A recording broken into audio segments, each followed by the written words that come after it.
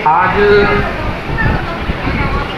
पंडित दीनदयाल उपाध्याय अंत्योदय संबल पखवाड़े के शिविर में आप सभी पशुपालकों का मैं डॉक्टर आरिफ अंसार पशु चिकित्सक आप सभी ग्रामीण वासियों का, पशुपालकों का और सभी विभागों से आए हुए अधिकारियों का, कर्मचारियों का मैं इस शिविर में स्वागत करता हूं। इस शिविर का लोगो है जनरो हक जनरे द्वार। मतलब इसमें जो है जो भी योजनाएं सरकार के द्वारा चलाई जा रही हैं उनका लाभ जो है ग्रामीण वासियों को मिले। इसी क्रम में मैं पशुपालन विभाग के द्वारा चलाई जा रही योजनाओं के बारे में आपको बताऊंगा। तो पशुपालन विभाग का उद्देश्य है कि जो पशु हैं उनका दूध उत्पादन बढ़े। इसीलिए पशुपालन विभाग का नाम पशु स्वास्थ्य विभाग नहीं रखा गया बल्कि पशुपालन विभाग रखा गया, क्योंकि हमारा उद्देश्य है कि पशुओं का दूध उत्पादन बढ़े। तो पशुओं के दूध उत्पादन बढ़े, इसके 4 पायदान होते हैं। जिस तरीके से एक 4 पाई के 4 पायदान होते हैं, अगर उनमें से एक भी पायदान टूट जाए तो 4 पाई किसी काम की नहीं रहती है। तो उसी तरीके से दूध उत्पादन के भी 4 पायदान हैं। अगर उनमें से एक भी पाया कमज़ोर पड़ेगा तो हमारा दूध उत्पादन जो है कम हो जाएगा या ख़त्म हो जाएगा। तो पशुओं के दूध उत्पादन बढ़ाने या बनाए रखने या अधिकतम या ज़्यादा से ज़्यादा दूध उत्पादन पाने के 4 पायदान क्या हैं, वो इस प्रकार से हैं। सबसे पहला और सबसे मुख्य पायदान है नस्ल सुधार। इसके बाद है पशुओं का स्वास्थ्य और पशुओं का रखरखाव और पशुओं का पोषण। ये 4 पायदान चारों के चारों बहुत ज़रूरी हैं। इसके बिना हम अगर इनमें से एक पायदान भी हमारा कमज़ोर पड़ा तो दूध उत्पादन हमारा कम हो जाएगा या ख़त्म हो जाएगा। तो सबसे पहला पायदान है नस्ल सुधार। नस्ल सुधार के बारे में अपन चर्चा करेंगे। नस्ल सुधार क्या होता है कि जब पशु जाग पे आता है तो हम उन पशुओं के उन्नत नस्ल का जो है बीज उनके डाल देते हैं। तो उनके जो है मुर्रा पाडी, पाडा पाडी या फिर गिर नस्ल के या होलिस्टिन नस्ल की जो है पाडा पाडी वो है जो वो पैदा होते हैं। तो वो अच्छी नस्ल का जानवर जब पैदा होता है तो वो अच्छा दूध देता है। और क्या होता है कि पशु को जो है अगर हमारे पास देसी पशु है तो देसी पशु को हम जितना चारा पानी खिलाएंगे उतना ही चारा बाटा हम जब एक अच्छे नस्ल के जानवर को खिलाएंगे तो वो जो है उसकी तुलना में ज़्यादा दूध देगा। जैसे देसी नस्ल का जानवर अगर हमारा 3 लीटर दूध दे रहा है तो जो अच्छी नस्ल का जानवर होगा, जैसे कि गायों में गिर नस्ल का बीज होता है, भैंसों में जो है मुर्रा नस्ल का बीज होता है, इसके अलावा गायों में होलिस्टिन का बीज है और जर्सी नस्ल का बीज है। तो इस नस्ल की जब हमारे पास पाडी और केड़ा केड़ी पैदा होंगे तो ये हमें जो देसी नस्ल की तुलना में दुगनी मात्रा में दूध उत्पादन देंगे। जैसे कि अगर देसी जानवर जो है 3 लीटर दूध दे रहा है तो ये नस्ल के जानवर आपको एक उसी रख रखाव में और उसी खल बाँटे में आपको डबल दूध यानी कि 6 लीटर एक टाइम का दूध देंगे। तो नस्ल सुधार के लिए हमें क्या करना है, कृत्रिम गर्भाधान करवाना है। जब भी हमारा पशु जाग में आता है, ताऊ में आता है तो हमें उसका कृत्रिम गर्भाधान करवाना है। अगर पशु हमारा सुबह के टाइम पे जाग पे आया है तो हमें शाम को बीज डलवाना है। और हमारा पशु अगर शाम को जाग पे आया है तो हमें सुबह बीज डलवाना है। मतलब 12 घंटे के बाद हमें अपने पशु के बीज डलवाना है। ये बहुत इम्पोर्टेंट बात आपको बता रहा हूँ, क्योंकि पशुपालक क्या करते हैं, जैसे उनको पता लगता है कि हमारा पशु ताऊ में आ रहा है तो वो तुरंत पशुधन सहायक साहब को फ़ोन करते हैं कि डॉक्टर साहब बीज डाल जाइए, है ना। और वो सही समय पे बीज नहीं डलवा पाते हैं। तो इस स्थिति में भी कृत्रिम गर्भाधान फेल हो जाता है। तो हमें जल्दी नहीं करनी है, हैं जब भी पशु जाग में आता है तो उसके 12 से 13 घंटे बाद हमें कृत्रिम गर्भाधान करवाना है। अब जब पशु ताव में आता है तो कई पशुपालकों को मैंने देखा है, उनको ये नहीं पता होता है कि पशु जब जाग में आता है तो उसके क्या लक्षण हैं, उसको किस तरीके से पहचानते हैं। तो उसके लक्षण मैं आपको बता देता हूँ। जब पशु जाग में आता है तो वो जो है पीछे से पेशाब की जगह से जो है चिकनाई टपकाता है, बार बार वो पेशाब करता है और वो रंभाता है, और जो वो है दूसरे पशुओं के ऊपर माउंटिंग करता है, यानी कि चढ़ने की कोशिश करता है। और अगर वो दुधारू पशु है तो उस दिन वो दूध भी कम देता है और पशु बार बार पेशाब करता है। ये सारे लक्षण एक ही पशु में आने जरूरी नहीं है। इनमें से अगर कोई भी लक्षण पशु दिखा रहा है, इसका मतलब ये है कि पशु जो है वो ताव में है, जाग में है, तो उसका हमें बीज डलवाना है, अच्छी नस्ल का बीज डलवाना है और 12 घंटे बाद हमें कृत्रिम गर्भाधान यानी कि बीज डलवाना है। इसी तरीके से पशु पोषण के बारे में मैं ये बताना चाहूँगा कि उनको जो ज्ञापन पशु हैं और दुधारू पशु हैं उनको खल बाट की अलग अलग मात्रा खिलाई जाती है। जो दुधारू पशु हैं उनकी तुलना में ज्ञापन पशु को ज़्यादा मात्रा में खल बाट की आवश्यकता होती है। तो ज्ञापन पशु जब अपने ब्याने के अंतिम चरण में होता है, यानी कि जब उसके ब्याने के 3 माह शेष रह जाते हैं तो पशु दूध देना बंद कर देता है। तो उस परिस्थिति में पशुपालक जो है पशु को खल बाटा बंद कर देते हैं। वो सोचते हैं कि ये पशु जो हमारा ज्ञापन पशु है ये दूध नहीं दे रहा है तो हम इसको खल बाटा क्यों खिलाएं। तो ऐसा नहीं करना है, हमें उसको जो है तब भी खल बाटा खिलाना है। अगर हम उस टाइम पे, क्योंकि उसके पेट में जो बच्चा पल रहा है उसके लिए अतिरिक्त पोषण की आवश्यकता होती है, तो उस टाइम पर भी हमें पशु को खल बाटा खिलाना चाहिए।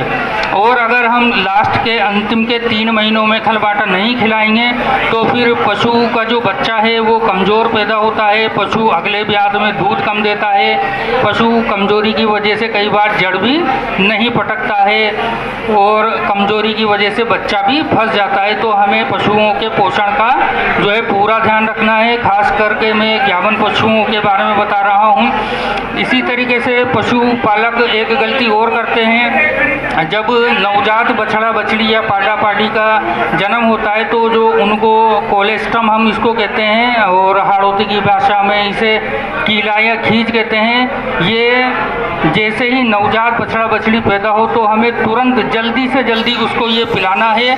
और कितना पिलाना है, उसके वजन का जो है 10% हमें पिलाना है 24 घंटे में। जैसे कि हमारा पाडा पाडी या केड़ा केड़ी मान लीजिए 30 किलो का पैदा हुआ है तो इसका मतलब है हमें उसकी माँ का दूध उसको 24 घंटे में 3 लीटर पिलाना है। तो उसको एक साथ ही नहीं पिलाना है, उसको थोड़ा थोड़ा करके पिलाना है ना। 24 घंटे में 3 लीटर उसकी माँ का दूध पिलाना है। तो इसमें भी पशुपालक क्या करते हैं, बहुत से पशुपालक तो उसको जो है देवी देवता के नाम पे चढ़ा देते हैं, है ना। और कई पशुपालक जब उसको पाडा पाडी को पिलाते हैं तो पूरा ही एक साथ पिला देते हैं। इससे या तो उसके पोटा बंद हो जाता है या फिर दस्त लग जाता है। तो हमें ऐसा नहीं करना है, उसको 24 घंटे में थोड़ा थोड़ा करके देना है। एक बार में हमें 100-200 ml ही उसको पिलाना है, ठीक है। और इसी के साथ पशु रख रखाव में ये है बात हमें ध्यान में रखनी है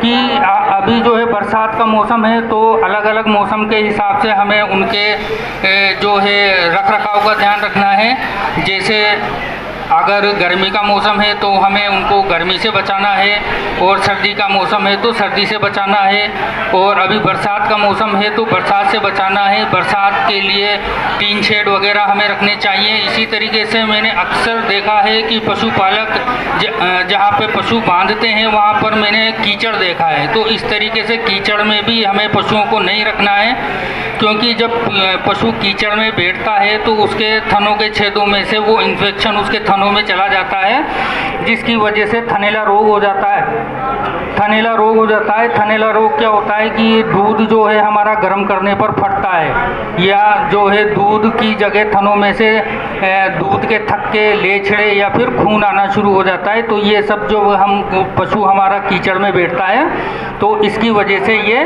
बीमारी हो जाती है। तो इसका भी पशुपालक अक्सर जो है देसी इलाज करते हैं। तो इसका हमें देसी इलाज अब इतना कारगर नहीं है, इसके लिए हमें अच्छे एंटीबायोटिक लगवाने की ज़रूरत है। और ये ऐसी बीमारी है, अगर इसमें आपने 2-3 दिन निकाल दिए तो फिर वो पूरा थनी चला जाएगा। वो मतलब वो गाय की जगह अब वो गाय दूध नहीं देगी आपके। जिस भी थन में थनैला रोग हो गया है, मतलब उसके थनों में इन्फेक्शन हो गया है और आपने उसका समय पे उपचार नहीं करवाया है, तो फिर वो थन खराब हो जाएगा। 3-4 दिन बाद उपचार आप करवाएंगे तो वो कोई लाभ नहीं देगा, कोई फ़ायदा नहीं देगा।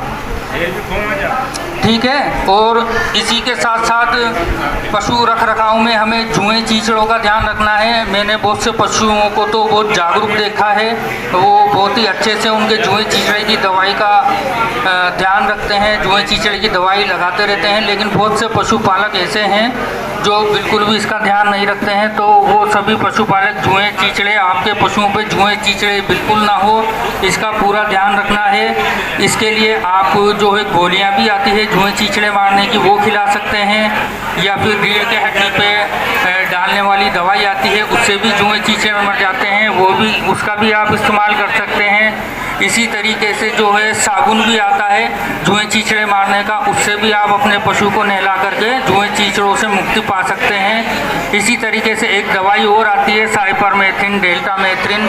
इनको जो है 1 लीटर पानी में 3 ml 4 ml डाल के उसका जो है पानी से हमें उस पशु को नहलाना है, तो भी जुएं चीचड़े मर जाते हैं। इन जुएं चीचड़ों को आप बहुत कमज़ोर और बहुत छोटा मत समझिए। ये पशु का खून तो पीते ही पीते हैं, पशु को कमज़ोर तो करते ही करते हैं, लेकिन ये कई तरीके की जो है प्रोटोजोअल बीमारी और जो है वायरस जनित बीमारियां करते हैं। वो ऐसी खतरनाक बीमारियां हैं कि अगर वो हो जाएं तो पशु का जो है बचना बहुत मुश्किल है। अक्सर पशुपालकों ने देखा होगा कि उनके जो है लाल पेशाब की बीमारी होती है, कई क्षेत्रों में लाल पेशाब की बीमारी होती है। तो लाल पेशाब की जो बीमारी है वो भी जुएं चीचड़े के काटने से ही होती है। इसी तरीके से हमें आसपास जो अपने कूड़ा वगैरह कूड़ा है वहाँ पर हम गोबर डाल देते हैं, तो वहाँ पर भी जो है जुएं कीड़े मारने की दवाई का छिड़काव करना चाहिए, क्योंकि जो ये मक्खी मच्छर हैं ये इंसानों से ज़्यादा पशुओं को काटते हैं और ये भी जो है पशुओं में बहुत सारी बीमारियाँ कर देते हैं। और पशुओं के रख रखाव में ये बात भी इम्पोर्टेंट है कि अभी बरसात का मौसम है, तो बरसात के मौसम में हमें गला घोंटू का टीका अपने पशुओं को ज़रूर लगवाना है। गला घोंटू की बीमारी भी एक ऐसी बीमारी है जो अगर पशुओं में हो जाए तो पशु का बचना बहुत मुश्किल है, क्योंकि जब ये पशु के होती है तो 12 घंटे तक तो कोई लक्षण आपको नज़र नहीं आएगा, पशु को बुखार रहेगा। लेकिन जब उसका लक्षण नज़र आते हैं तब बहुत देर हो चुकी होती है। तो उसमें क्या लक्षण आते हैं कि पशु को जो है सांस लेने में दिक्कत होती है। पशु जब सांस लेता है तो घर घर की आवाज़ आती है, इसलिए इसे गला घोंटू भी कहते हैं। और उसके गले में जो है सूजन आ जाती है। अगर इस स्थिति में पशु पहुंच गया है तो फिर उसका इलाज तो कर देंगे, लेकिन उसका बच पाना बहुत मुश्किल होता है। ठीक है, तो इसलिए हमें गला घोंटू का बरसात के मौसम में टीका लगवाना बहुत ज़रूरी है। इसी तरीके से सर्दियों के मौसम से पहले हमें मुंह पका बीमारी का टीका लगवाना चाहिए। ये बहुत ज़रूरी टीके हैं जो पशुओं की पशुओं के टीके उन्हीं बीमारियों के लगाए जाते हैं जो बहुत ज़्यादा घातक बीमारियां हैं, जैसे कि गला घोंटू और खुर पका मुँह पका। ये बहुत ही घातक बीमारियां हैं। ये अगर पशु को हो जाती है तो पशु या तो बचता ही नहीं है, और अगर बच भी जाता है तो उसका दूध उत्पादन बिल्कुल ही ख़त्म हो जाता है। इसी तरीके से पशुओं के रख रखाव और स्वास्थ्य में ये बात है कि मैंने अक्सर पशुपालकों को देखा है, वो पेट के कीड़ों की दवाई नहीं देते हैं, जबकि हर 3 माह में, क्योंकि हमारे यहाँ पे ज़्यादातर पशु जो है चरने जाते हैं नदी नालों में, वो हरी घास खाते हैं और वो जो भी उनको मिलता है वो खाते हैं, गंदा पानी भी पीते हैं, तो उनके लीवर में और पेट में कीड़े पड़ जाते हैं। तो हमें पशुओं को हर 3 माह में बदल बदल करके पेट के कीड़ों की दवाई भी देते रहना चाहिए। जैसे जो ग्यामन पशु हैं जो अपने ब्याने के अंतिम चरण में हैं, यानी कि वो अगले 3 माह में ब्याने वाले हैं, तो उनको जो है लावारिस चरने के लिए, चारा चरने के लिए नहीं भेजना चाहिए, वरना उनके बहुत सारी दिक्कत हो जाती है, उनका बच्चा घूम जाता है या फिर कमजोरी की वजह से उनको ब्याने में दिक्कत आती है और फिर पशु जड़ भी नहीं पटक पाता है। और एक और इम्पोर्टेंट बात, आजकल जो है आप कृत्रिम गर्भाधान करवाएं तो ऐसा बीज भी आ गया है कि सिर्फ पाटी या बच्चा ही पैदा हो तो ऐसा बीज भी उपलब्ध है। तो अगर आप ऐसा बीज डलवाना चाहें तो पशु चिकित्सालय में आप संपर्क कर सकते हैं। आजकल ऐसा बीज भी सरकार द्वारा उपलब्ध करवाया जा रहा है, जिसमें उसको डालने से क्या होगा, सिर्फ या तो पाटी होगी या फिर बछिया होगी, ठीक है। और इसी के साथ साथ एक और जो बहुत ज़्यादा बीमारी जिस पे पशुपालक ध्यान नहीं देते हैं वो है कि हमारे गाय भैंस जो है 4-4, 5-5, 6-6 साल के हो जाते हैं और वो जाग पे नहीं आते हैं, और जब वो जाग पे नहीं आते हैं तो वो ज्ञापन नहीं हो पाते हैं, और जब वो ज्ञापन नहीं हो पाते हैं तो वो दूध भी नहीं देते हैं। तो जैसे ही पशु 300 किलो का हो या उसकी उम्र 3 साल या 4 साल हो तो हमें उस पर जाग पे आने का उपचार करवाना है, और उसका नस्ल सुधार हेतु हमें मुर्रा नस्ल का बीज डलवाना है अगर वो भैंस है तो, और अगर वो गाय है तो हमें होलिस्टीन का बीज डलवाना है, होलिस्टीन नस्ल की गाय का या फिर गिर नस्ल की गाय का या फिर जर्सी नस्ल की गाय का, जो भी आपको पसंद हो।